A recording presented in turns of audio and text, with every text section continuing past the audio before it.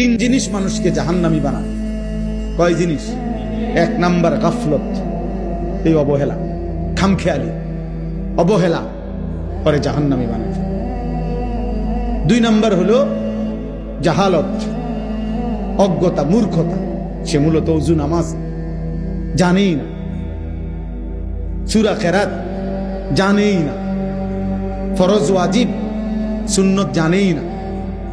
তো এই মূর্খতা, না জানা, অজ্ঞতা, এটা তার জাহান্নামী বানায়। তিন নাম্বার হলো দালালাত, সঠিক পথ হারিয়ে ফেলা। মানে ফিকির আছে, আখিরাত বুঝে, কিন্তু সঠিক রাস্তাটা চেনে না। হেদায়েতের সঠিক রাস্তা, সুন্নতের রাস্তা, কুফরির পথে চলে গেছে, শিরিকের পথে চলে গেছে, বিদআতের পথে চলে গেছে, রাস্তা হারায় ফেলছে।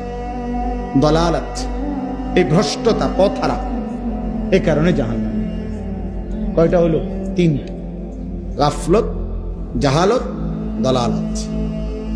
কেউ গাফেল হওয়ার কারণে জাহান্নামী হবে, কেউ জাহেল হওয়ার কারণে জাহান্নামী হবে, কেউ পথভ্রষ্ট, পথ হারা হওয়ার কারণে জাহান্নামী।